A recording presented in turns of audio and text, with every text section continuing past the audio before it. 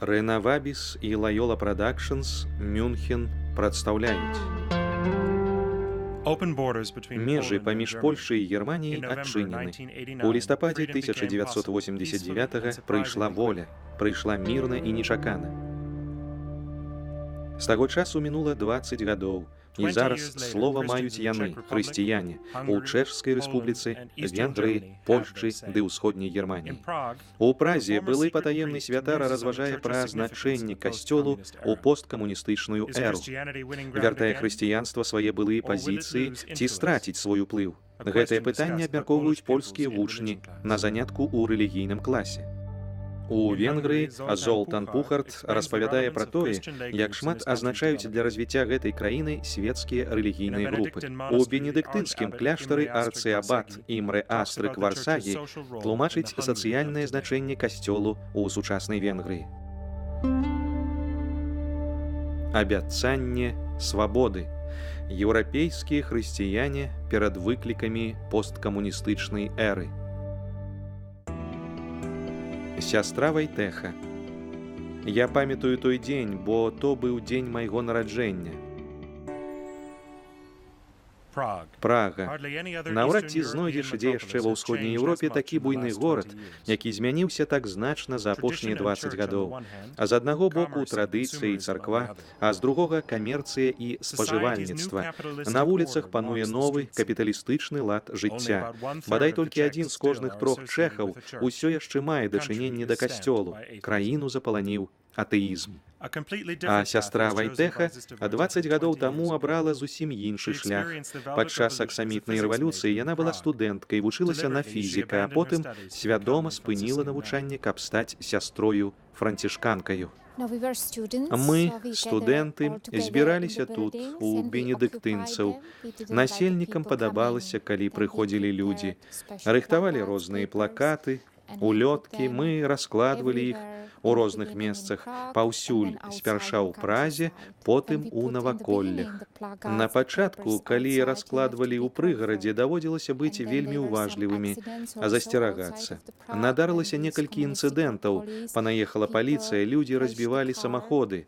Нам жа трэба было пазбягаць такіх сутычак, але энтузіязм не меншаў. Мы ж былі маладыя, моцныя. Аксамітную рэвалюцыю нейкім чынам пачало і здарэнне, якое адбылося 17 лістапада 1989 года. На народнай вуліцы паліцыя накінулася і жорстка збіла ўдзельнікаў мірнай дэманстрацыі, якія ішлі за студэнтамі.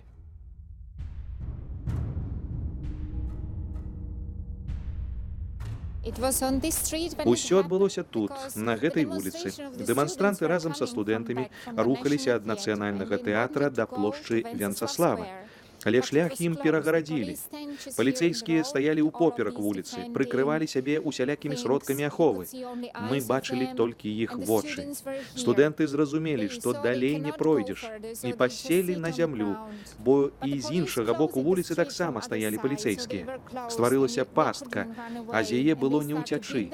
Паліцэйскія накінуліся, пачалі збіваць, хапалі ўсіх ды вывозілі з гораду ў вялізных самаходах. Падзеі 17 лістапада адзначаны помнікам. Рэвалюцыя не спынялася. Неўзабаве шмат людзей пачалі збірацца на плошчы Венцаля. За колькі вуліц адсюль адбыліся масавыя дэманстрацыі, у іх узялі ўдзел аж 750 000 чалавек.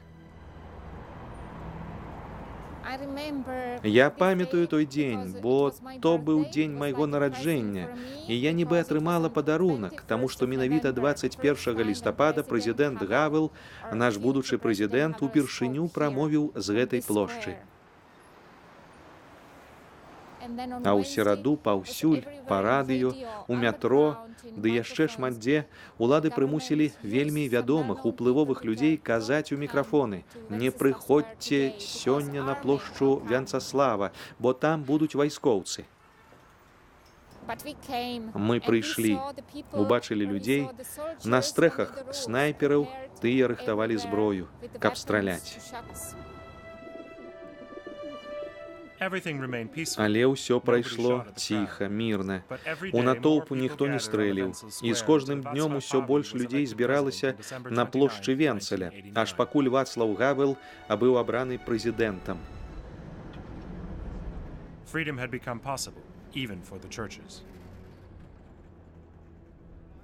Сястра Вайтэха узважвае тое, што адбылося за мінулыя 20 гадоў.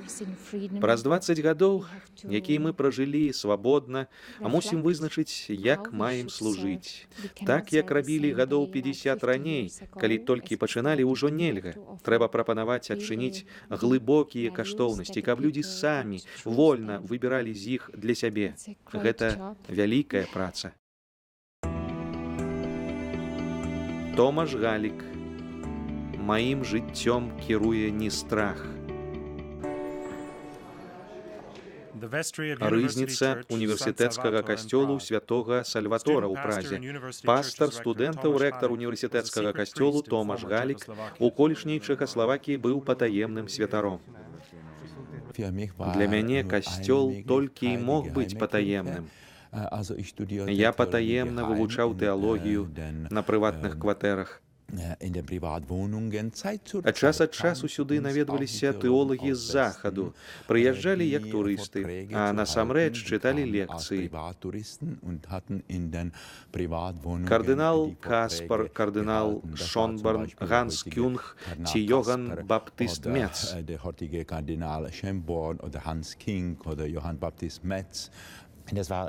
Святару падпольнага касцёлу было вельмі небяспечна. У 80-х гадах некалькі святароў нават забілі. Аднаго разу, паведаміўшы пра такое, сябра спытаў мяне: «Не баішся?»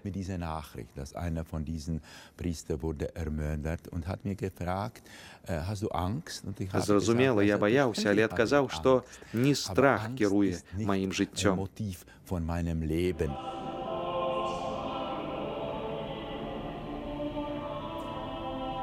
Томаш Галік заставаўся верны свайму патаемнаму касцёлу ўвесь час, да 1989 года, а за дзень да таго, як паў Берлінскі мур, наведаў Рым. Я меў працяглую размову з папам і пад канец пачуў ад яго: «Неўзабаве вы ўжо будзеце вольнымі».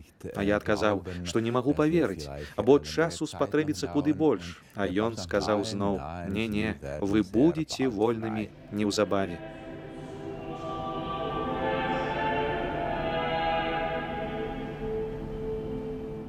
А зараз, праз 20 гадоў, Томаш Галік разважае пра шляхі касцёлаў да свабоды.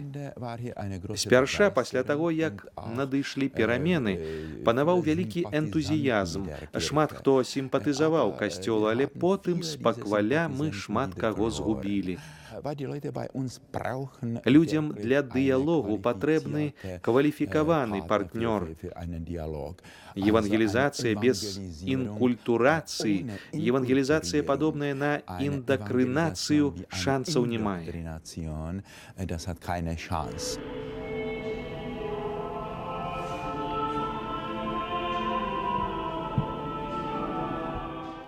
Імшы, якія цэлебруе Томаш Галік, прывабліваюць вельмі шмат каго. За апошнія 20 гадоў ён ахрысціў больш за 800 студэнтаў. Бланкавіча Нава. Гэты касцёл студэнтам вельмі добра вядомы, бо тут і атмасфера сяброўская, ды і сам Томаш Галік вабіць. А для мяне гэты касцёл да таго ж першы. Томаш худы. А быць хрысціянінам тут трохі дзіўнавата. А мы не большасць, а выключэнне, і таму хрысціянін павінен даводзіць і сабе, і іншым, чаму ён веруе, чаму хрысціянін, што гэта для яго азначае. І нельга надта спрошчваць, бо да простых тлумачэнняў свет ставіцца з недаверам. Таму для мяне галоўнае мысленне, крытычнае мысленне аб касцёле і аб тым, чаму я тут. Я застануся з Томашам Галікам.